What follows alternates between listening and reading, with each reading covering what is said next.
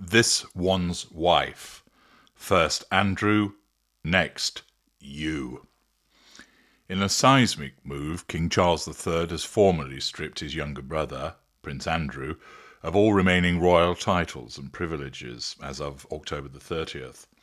No longer His Royal Highness, or even Prince, Andrew is now officially Andrew Mountbatten Windsor, a stark demotion that also includes eviction from his lavish Windsor home, Royal Lodge. This unprecedented action, executed via royal prerogative without needing parliamentary approval, the king deciding that he didn't want to dissipate the dukedom because he didn't want to take up valuable parliamentary time in relation to it, culminates years of scandal tied to Jeffrey Epstein. Andrew had already lost military affiliations and patronages years ago, but this final severing leaves him a royal pariah. The timing could not be more provocative for Prince Harry and this one's wife. Their own titles, Duke and Duchess of Sussex, hang in a precarious balance. Retained after their 2020 Megxit, despite forfeiting working royal status and official use of HRH. Harry's memoir, Spare, explosive Netflix documentaries, relentless media barrages have painted the Windsors as dysfunctional and racist. Attempts to merchandise the royal affiliation, despite being specifically forbidden by the late Queen Elizabeth II, have continued. The royals have continued to throw pelters from across the ocean. Now, with Andrew's fall as precedent, there is clear speculation. Will Charles, or perhaps William, wield the same axe on Harry and this one's wife? Clearly, many people are clamouring for this to happen. The unpopularity of Harry and this one's wife as a consequence of their behaviours has led to a clamour on social media, with declarations of Harry and Meghan next. King Charles' bold stroke against Andrew shatters the myth that royal titles are untouchable birthrights, done by prerogative, letters patent, revocable at the monarch's whim. It proves, like peerages, can disappear without Westminster's blessing.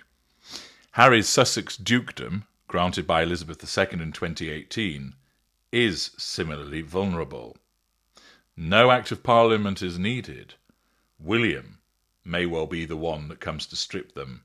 After all, if Andrew, a brother, can be erased, why spare a son or a brother who has monetised betrayal? Public opinion certainly seems to be screaming for it. YouGov's October 2025 poll shows Harry viewed negatively by 58% of Britons, 30% positive. This one's wife is a dismal 20% favourable, worse than Andrew's pre-strip 5% in some metrics. Ipsos concurs. 44% dislike Harry, 82% loathe Andrew, but Sussexes trailed the pack. The Britons seethe over Spare's lurid revelations, the frostbitten penis, Charles's envy. There's the Oprah racism bombshell, Netflix's Harry and this one's wife, portraying the family as cold bigots. Their Archwell empire exploits royal cachet while suing tabloids and demanding taxpayer-funded UK security. Enter Prince William, the heir's iron fist. Rumours abound that he's hell-bent on Sussex decapitation, inspired by Andrew's purge. No resistance to yanking the titles post-coronation. William, understandably stung by Harry and this one's wife's spare jabs and balcony snubs, eyes a slimmed monarchy sans toxic duo. Charles, 76 and cancer battling, may well yield to his heir's vision. The idea to be to protect Camilla, Catherine, and the Wales trio from Sussex sabotage. Harry has amplified his vulnerabilities. The drug admissions in Spare invite national security. His US visa fight exposes falsehoods under oath. This one's wife's grifting works and flops demonstrate that they are far from the dutiful royals that they ought to have been. In essence, they cosplay from Monty Shitshow. She hawks jam as a duchess. Charles, rebranding post-Andrew, simply cannot ignore 70% and above demanding that the Sussexes be stripped of their titles. There's also the fact that there's reconciliation fatigue. After all, Harry's repeated Invictus visits have teased out the old overused olive branch, but the leaked texts and the half apologies ring hollow, seen as a cynical PR exercise.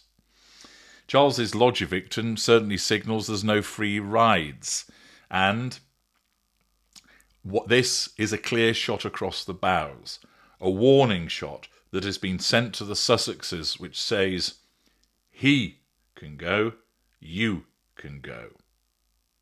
Now, on one hand, one would certainly regard the transgressions of Andrew as more serious of that of Harry and this one's wife. Harry hasn't, so far, been accused of anything in the same realms of Andrew, nor has this one's wife. Yes, there are plenty of rumours about his supposed mistreatment of sex workers. There are rumours about financial shenanigans involving the two of them, but they're little more than whispers.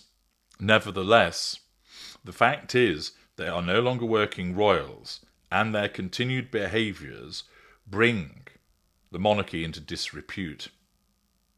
Given the fact that Charles has muscled up under pressure from the government and taken action against Andrew, it may well be the case, with William egging him on, that they may as well go for a clean sweep and undertake some tidying of the royal household by ensuring that Harry and this one's wife are allowed to pursue their lives privately with the loss of their titles. It's certainly the case that Harry and this one's wife should be particularly worried at this latest development because it shows an appetite for taking action, which could also include them. Nevertheless, is it going to happen? Well, Charles has wielded this prerogative surgically. The stench from Andrew and his involvement with Epstein was toxic, with criminal probes ongoing. Whilst Harry's certainly betrayed, does that get to the criminal standard? It doesn't. There's also the fact that is Charles wanting to damage his image in terms of my darling boy? The paternal bond, in terms of that particular facade, could well be seen as tighter. And the fact that he wants to be seen as the kind king in those final years, and for involvement with Archie and Lilibet, means that he might prevaricate with regard to stripping the titles. It would be viewed as a form of emotional suicide. Unlike brother slaying of Andrew, if he were to take the titles away, this would sever his relationship with both Harry and the grandchildren forever. Thus, it might be the case that Charles does not take this step.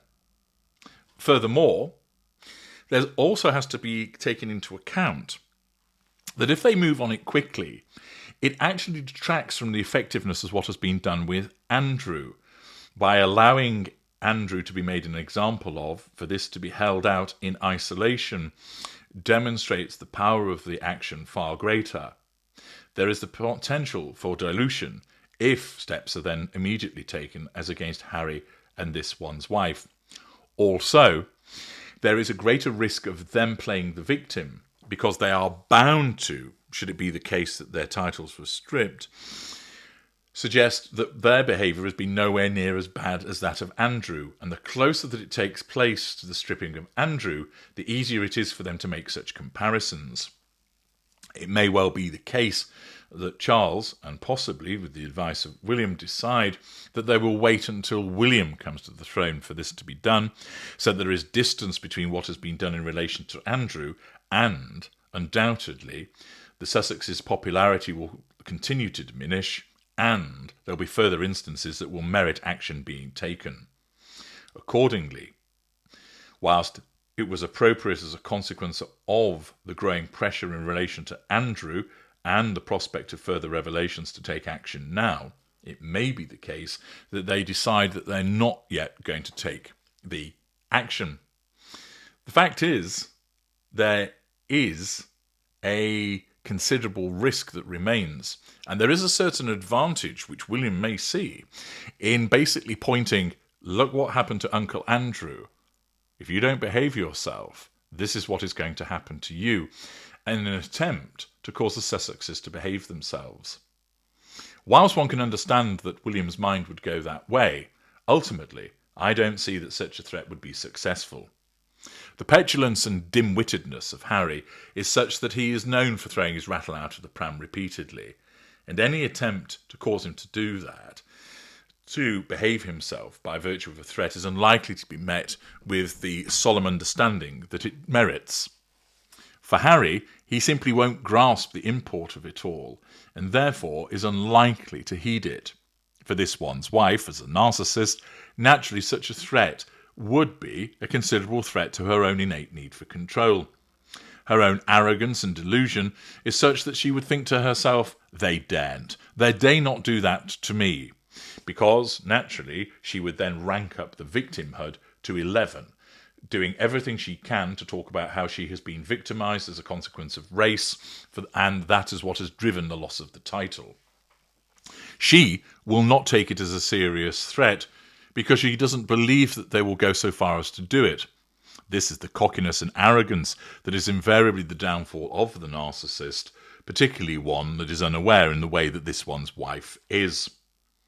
The fact is that the Sussexes ought to be treading very carefully as a consequence of this action.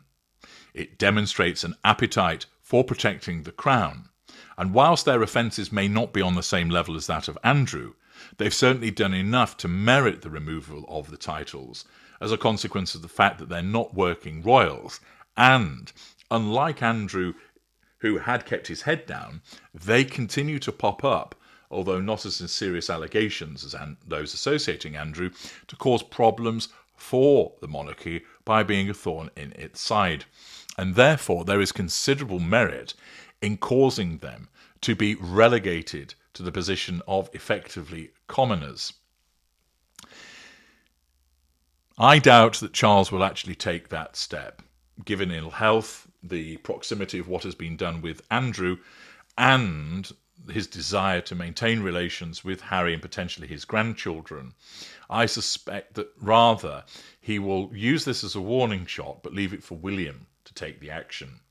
Instead, I believe that it will be William that will remove the titles when he ascends to the throne as a consequence of the effluxion of time between what has happened with Andrew and then the necessity of taking action against the Sussexes, the likelihood that their popularity will have diminished further, and also the likelihood that they will have continued to do things which merit the removal.